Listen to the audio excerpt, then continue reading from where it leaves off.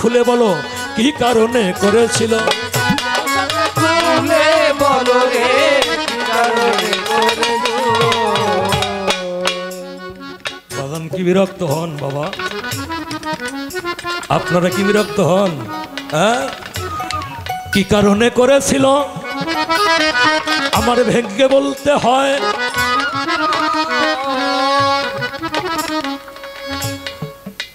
জঠরের মধ্যে ছিলেন আমার বড় পীর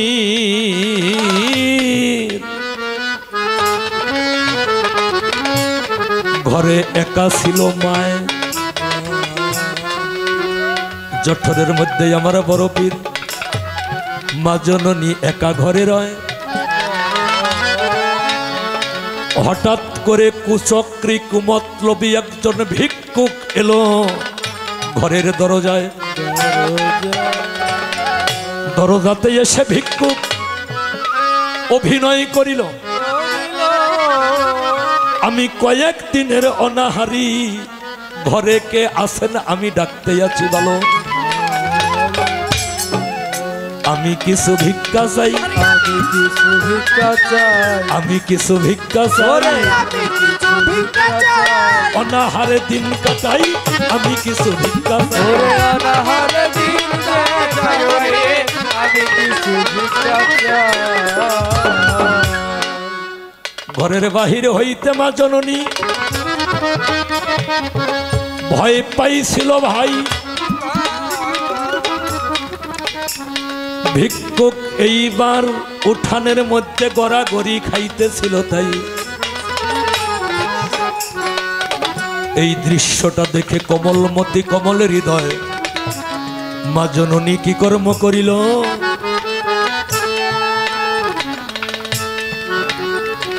হেজাবে আবৃত হইয়া জননী আমার ভিক্ষা নিয়ে এলো হস্তটা বাহির করিয়া যখন ভিক্ষা দিতে যায় মায়ের হাতের চেহারা দেখে ওই ভিক্ষুক পাগল হইয়া যায় নফস আম্মারাই তাগিদ দিল নফস আম্মারাই তাগিদ দিল হস্তটা অমনি ধরিল নফস আম্মারাই তাগিদ দিল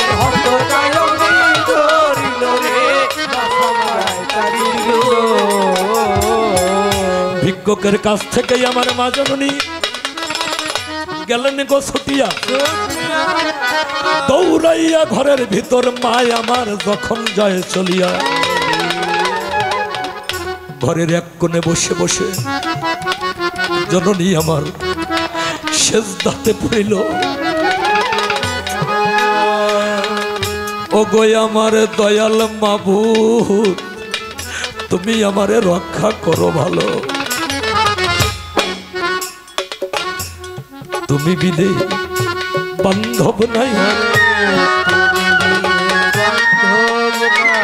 মাওলা তুমি বিনে বান্ধব নাই কার ছায়ায় আমি দাঁড়াই তুমি বিনে আমার বান্ধব নাই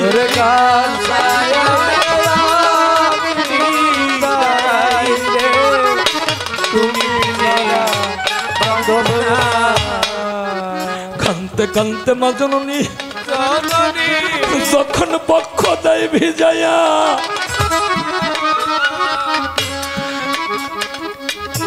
লালসায় বশীভূত হইয়া ওই ভিক্ষুক ঘরের ভিতর যায় চলিয়া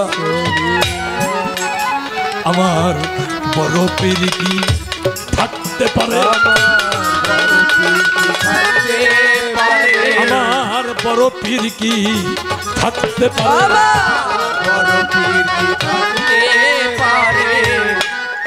আসলো পীরে বাহির হয়ে বড় পীর কি থাকতে পারে আসলো পীরে বাহির হয়ে বড় পীর কি থাকতে পারে আমি থাকতে যদি আমার মা জননী আজকে অসতী দায় হইয়া আমার পীর নামের কলঙ্ক হবে এই জগতে থাকিয়া। আমার মা বিনে আর বান্ধব নাই, আমার মা বিনে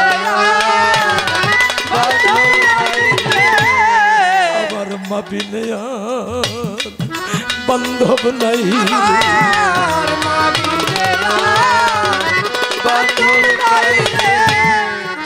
তাই পীরে বা হিরে যায় রে মাবি নেয়ার বান্ধব নাই রে।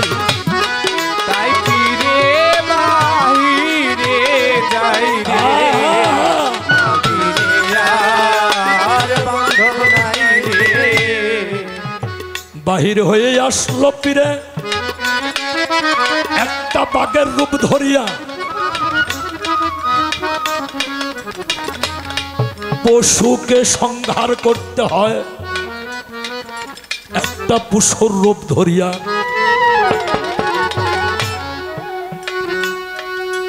একটা পশুকে যদি শায়েস্তা করতে হয়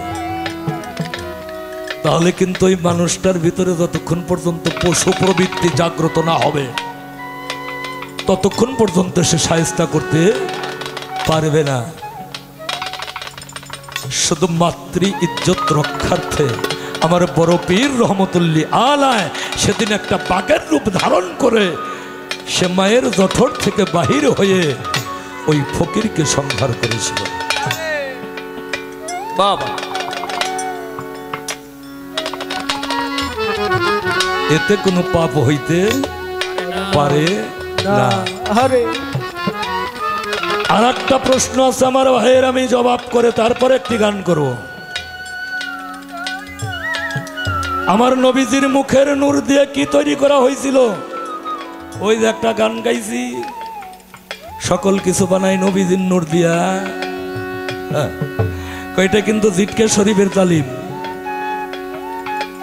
আমি জিটকে থাকলে কি বোঝা না,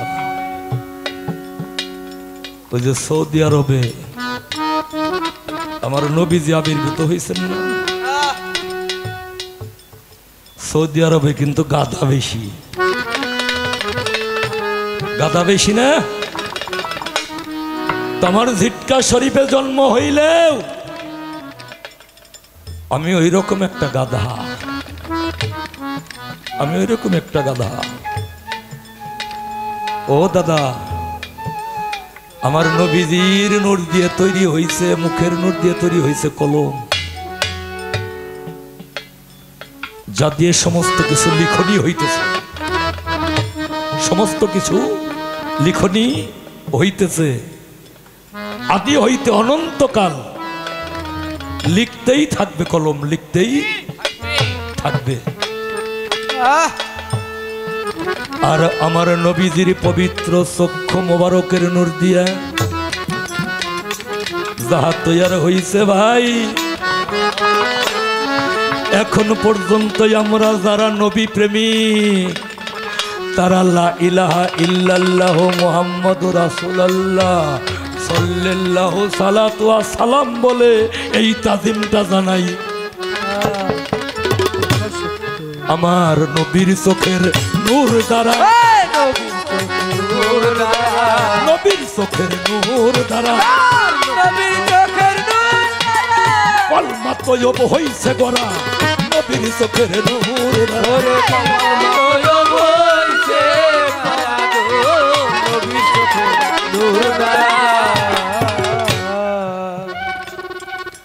আমরা অনেকেই কিন্তু এই কামটা করি না, অনেকেই কাজটা করি না। এটা করতে টাকাও লাগবো না, পয়সাও লাগবো না বাবা। কিন্তু আমার হুজুর পাক বলেছেন, যারা আমার নামের সাথে শোনার সাথে সাথে আমাকে তাজিম করবে, 3 বার চোখে 3 বার ঠোঁটে এইভাবে চুম্বন করবে, আমাকে সম্মান করবে, তাজিম করবে, আমি কাল হাসরের দিন বেছে বেছে দেখে দেখে তাদেরকে জান্নাতের ফয়সালা দেব। বলেন সুবহানাল্লাহ। তাই আপনাদেরকে অনুরোধ করে বলে এই কাজটা করেন, এটা করলে টাকা পয়সা লাগবে না বাবা, বাজান এটা করলে টাকা পয়সার প্রয়োজন হবে না। এখন একটা গান করি, তারপরে পরিবেশ বুঝ দেবার কাছে প্রশ্ন করুন।